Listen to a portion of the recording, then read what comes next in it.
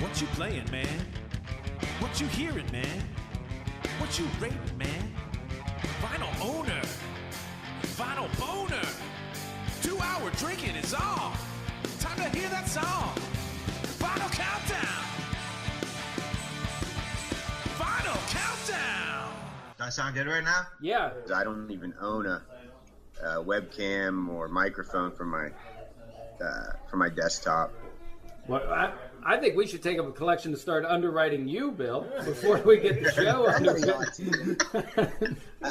I need all the help I can get. You guys can hear us fine, right? I can hear everyone fine. You guys had a great reception today, definitely. We finally got our S together. And nah, we're not even close yet. You need to try to speak louder or closer to my mic.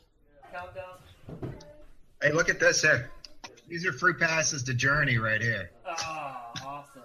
You think it'd get in for Eagles of Death Metal, Dave? I don't think so. I got my morning jacket. I'm going to go see Journey and then Eagles of Death Metal, I think, in like 24 hours. You will not regret the Eagles of Death Metal. No, I know I won't. And I just saw Frightened Rabbit last night, or Friday night at the same venue they're going to be at. And I'm like, my God. I mean, Friday night was awesome. I mean, there's a lot more people than went to see Better Than Ezra back in the day, that's for sure. You know who wasn't there? I know who had a less turnout. Ezra. Are we waiting for Boyd, or is he MIA today? Boyd is ill. So Is ill? Is that everybody? He probably had a gig in his throat. His throat's all hoarse. Got a hoarse throat.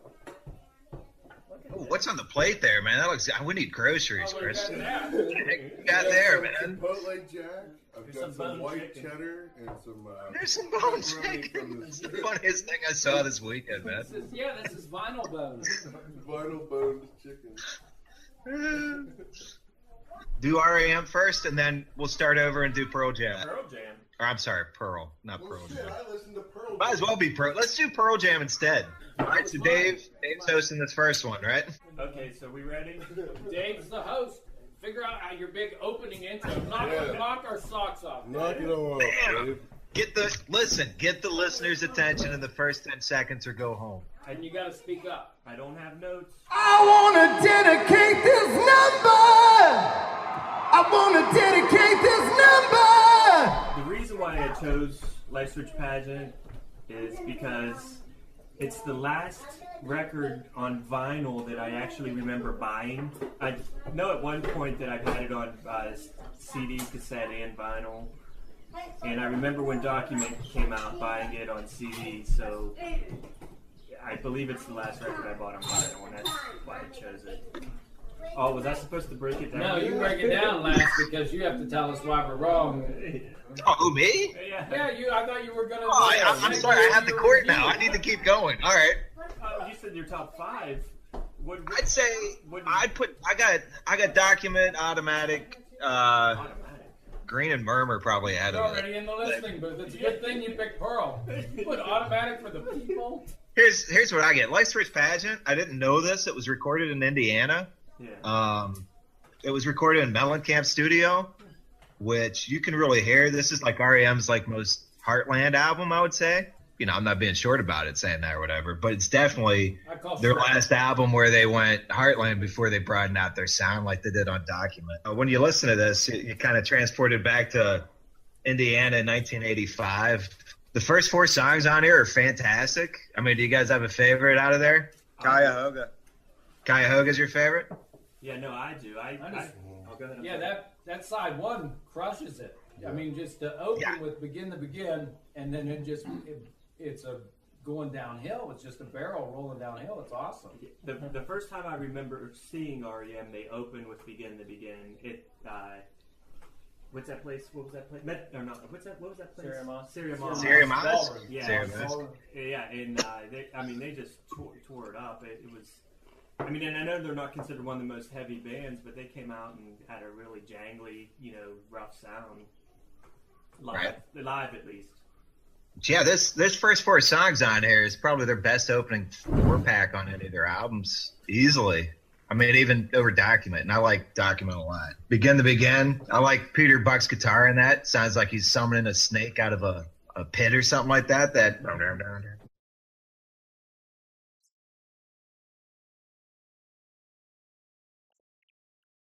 These days is pretty much like the archetype for any of their stuff, like down the road.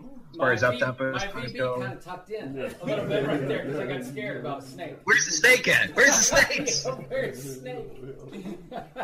Get these. I don't know where's the snakes. It was from the Colts Steelers game 5 years back. But yeah, Fall on Me. I mean, it's probably. Would you guys say that's their best song of the '80s?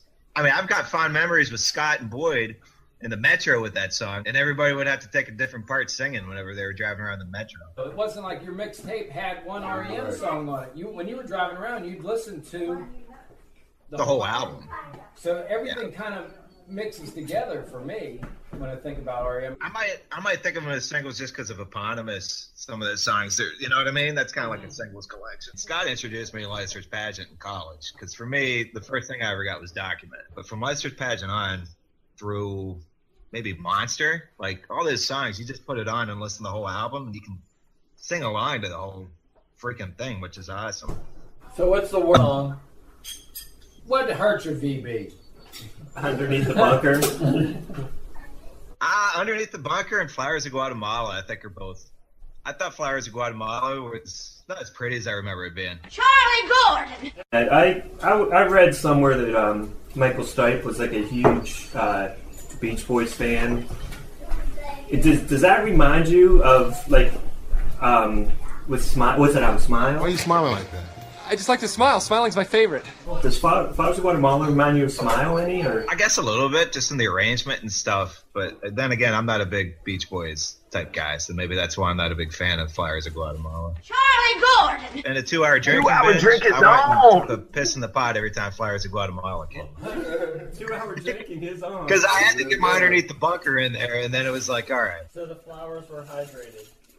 The flowers are very hydrated. Give us your VB breakdown. I went into it thinking it would be around 9, but I kind of fell off a little bit on the second half just because I thought the first half was that good. Side A is really fantastic. Side B, I Believe, is great. That's probably my favorite song on here with Fall on Me would be I Believe. I started to think I was going to be around 9 VBs. Final bonus! Like I said before, I'm younger than Dave and Jack and Boyd and all you guys. I didn't have an older sibling to introduce me to this, so, Document's always been one of my favorites by the band and everything. Justin's 31 years old.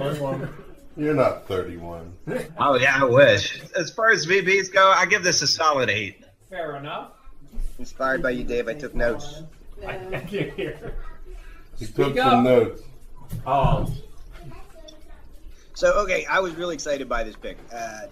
Much like the one that I did with the Replacements and was talking about how I got into them in the first place. And unlike Justin, I did have a sister who was 3 years older than me. My cousin was 3 years older than me, and that's where I got a lot of music that I would probably have never heard at all at that age without these people telling me, hey, man, you got to check this out. And this is one of them. So I remember listening to this back in, I think, around 87, I would guess, 88, somewhere, maybe 87. So this was an album that I loved.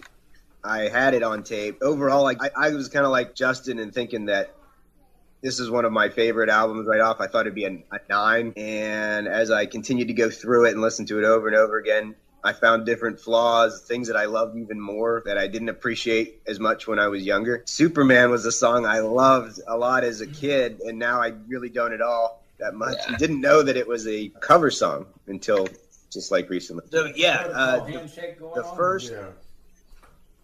You need me to try to back away from the mic, maybe?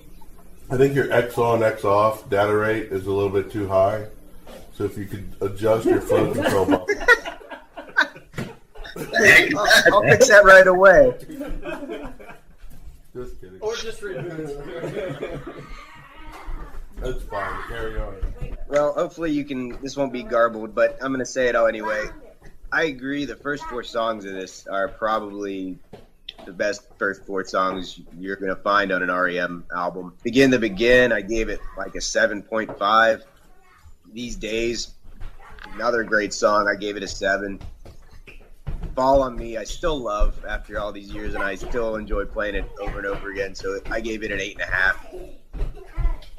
Cuyahoga is a song that I remember loving Why aren't you when I staying first on got point? the album. Cuyahoga was actually the reason that I had this album introduced to me was because I was hanging out again with my cousin who's 3 years older than me and my sister, and we were joking about Cleveland and the Cuyahoga River, like either joking about that you could develop film in it at night or something that it was so polluted or it caught fire or whatever. And he was like, "Hey, there's a song called Cuyahoga," and that was the first R.E.M. song I ever heard, and that's how I got introduced to this album. Hyena, it kind of breaks the flow of the first four, but on the other hand, I love the lyrics in it, whereas a lot of the R.E.M. songs they're emotional mostly because of the music and how the lyrics are sung, but you could sort of interchange a lot of Michael Stipe's lyrics in many songs, and it doesn't, it seems to me that in general he's less important exactly the words he chooses as to how he says it, whereas in Hyena you've got the bigger the fear, the bigger the weapons. It sounds like it's talking to me, it's a protest song, in the 80s when we still had Superman 4 and nuclear weapons that need to be thrown into the sun.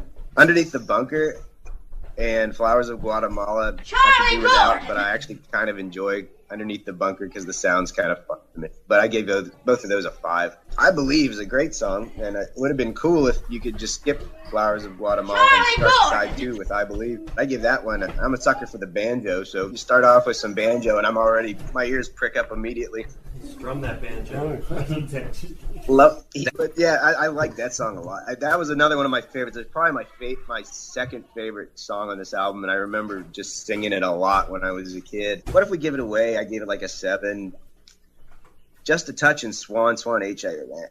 Neither one of them do I like that much. I feel like the whole album at the very end sort of tails off. And I remember as a kid fast forwarding through my tape to get to Superman through those songs, which doesn't quite hold up for me the way that I thought it would, because I was all excited. I'm like, oh, sweet, that album has Superman on it. But I didn't really care to hear it more than twice. Although it sounds a heck of a lot better than I remember it because I actually listened to it with headphones instead of driving around in my car. That's about it. I give the whole album an 8.5. I think I think it's could be one of R.E.M's. I think it's in their top 3. Document again was another one of the albums that I loved. I bought Green, but Green has some great songs. Of course, I mean, it's got some of their best songs, but as an album, I think this is better than Green. That's about it. It was a good choice. I loved listening to it over the last couple of weeks over and over again. So what'd you go with for your 2-hour drink? Vodka. Just straight up. Excellent choice. Vodka. Is the reason you don't like Superman because of the box office tanking of Batman versus Superman? Is that what?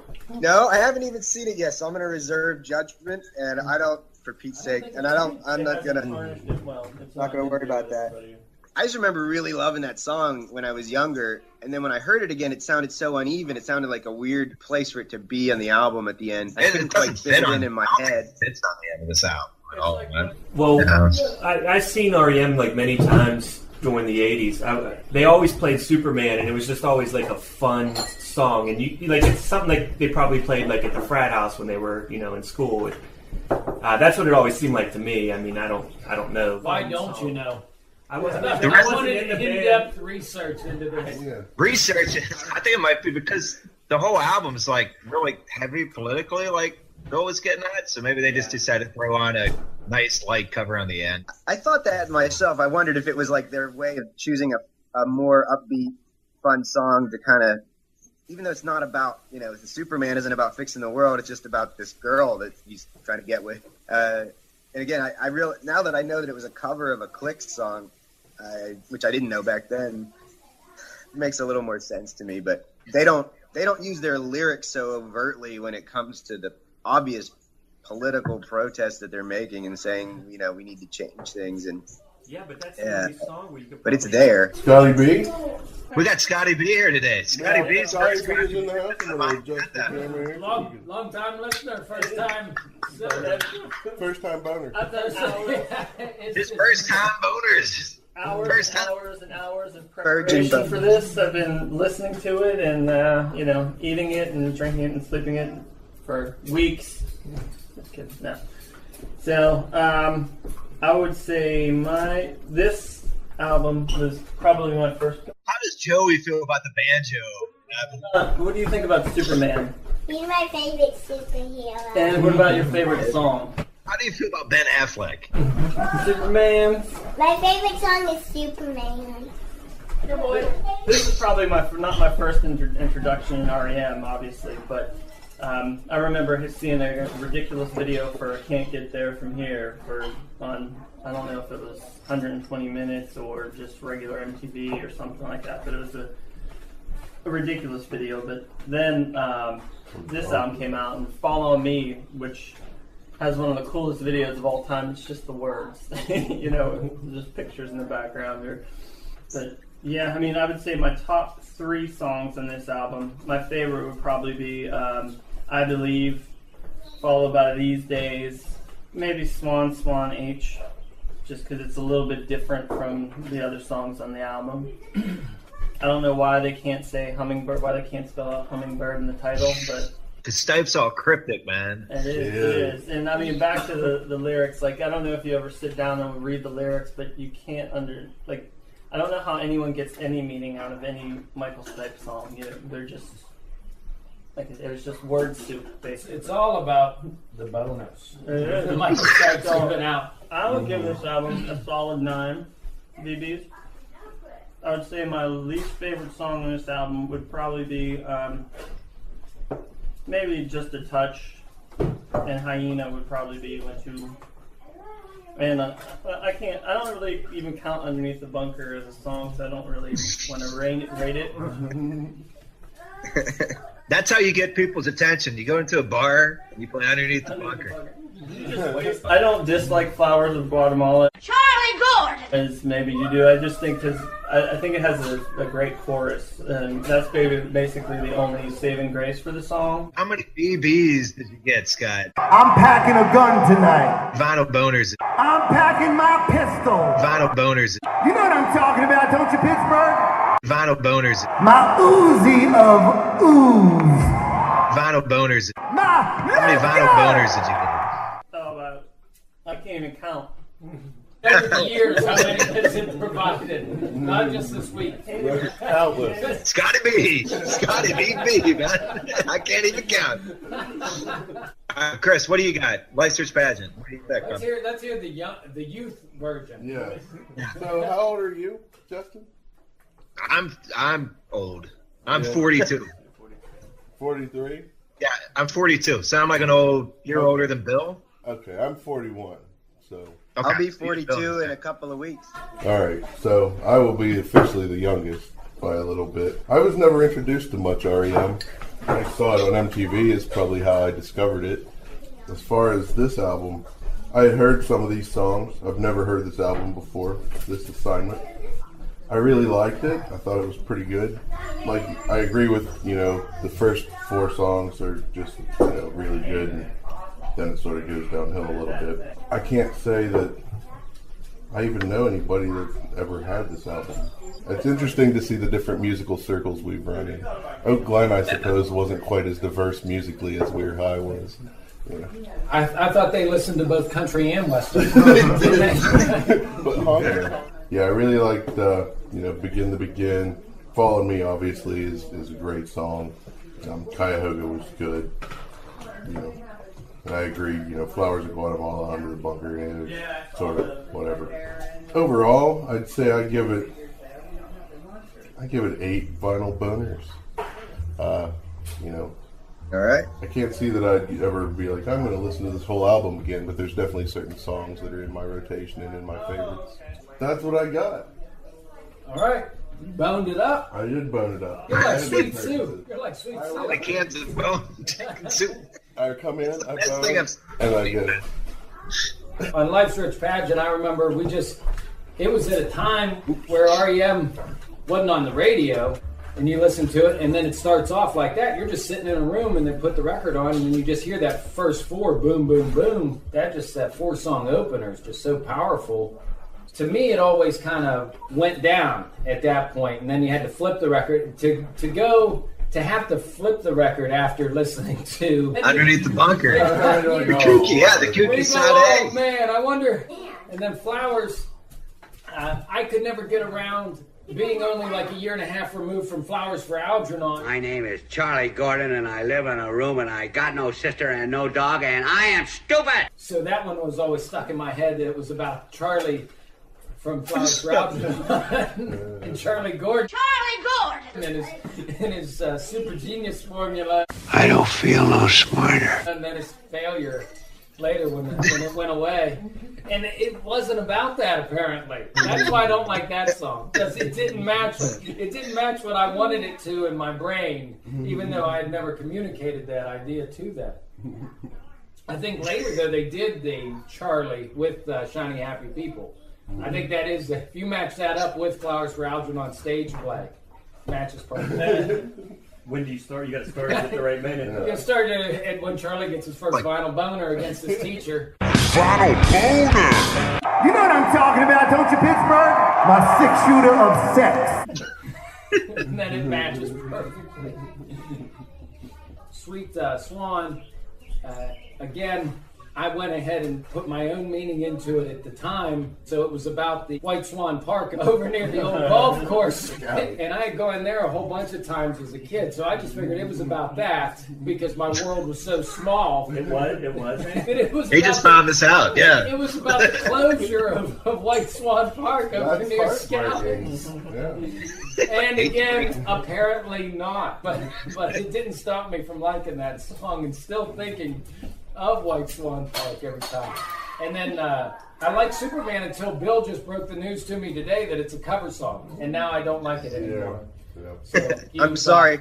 You took that VB away. That's not the first. It won't be the last. They banged out a really great record. They were growing and still playing frat party. This is somewhere between an 8 and a 9 because I'm gun shy on wondering if there is a 10 out there, so I don't want to go too high. That's something to sleep on. That's something that'll keep you up at night. Like, I gotta get my 10 VBs from an R.E.M, man. I need max VBs here. I think album from Murmur to Automatic for the People got better and better as each album. And then they got to Reveal. But no, this is like a huge leap from Fables to the Reconstruction, too. I think Fables is kind of a dark album, and this reminds me of something you could put next to, like, Mellencamp or any other type of Heartland album. Believe it or not, this album kind of shaped a lot of my political beliefs. You know what I mean? You know what I'm talking about, don't you, Pittsburgh? Or at least the way I felt back then, not so much now. All the songs like Cuyahoga, like Bill was saying, and even Fall on Me. My favorite two songs on the album are Begin to Begin and I Believe, just because one of the words, some of the lyrics that you could understand were from I Believe is... I believe in coyotes. Yeah, I believe in coyotes and time is an abstract, which makes no sense. But we all feel that way. The Dead Milkman said, I believe in Joni Loves Crotchy. I had no problem getting behind that. So basically, if someone says, I believe something in a song, I'm on board. If somebody's going to be that powerful, I think Kiss even had a song that was that I believe in me. So I think we found a country love for a hit song. Yeah, for me, I'll buy it. You put I believe, I'm there. So add that with a kitty chorus. I believe. You put a kitty chorus in a song, it's a hit. Martika don't even have to sing. She gives me a VB. This is true. It's sad but true. And this all get fixed in post. And that is out. There was one point on Pleased to Meet Me where you chopped 4 words of Dave's back to back, but it's the best thing on there. It was like, and it was just like, you could make him order a cheeseburger or something like that, you know? Like, put the right words together. We can get Dave to say anything in this. The funny part, that part wasn't edited. That was just me stuttering. All right, so Dave, give us your final wrap up. I think that's pretty much it. I personally give it a 10, but it sounds like everyone is a consensus. It's about an 8.5, 9. I think everybody touched on the same points. Everyone felt pretty much the same with it and everything too. That was They're probably good. Did you see him on this tour too, Dave? I did. On the Lifes Rich Pageant tour, is that what you said? 86, 87, 88, 3 years in a row. Well, we saw them in the basement of the Stereo Mosque. We saw them upstairs. Like, we saw them as the record sales progressed. We saw them progress. We saw them in the basement of the Stereo Mosque, to upstairs at the Stereo Mosque, to the Civic Arena. Yeah, but it was the Civic Arena with the curtains, like where they. Oh yeah, yeah. Yeah, I remember. Yep. I remember how they used to have this. So I guess that's it. I mean, should we move on to Pearl? Pearl Jam? Final countdown!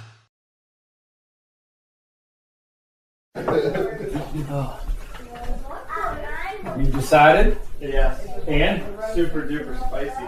What Is that a likey or a no likey? It was a likey, and then when I got down to the bottom and it was like all the spice. You're a baby. You're a Bloody Mary baby. Yeah.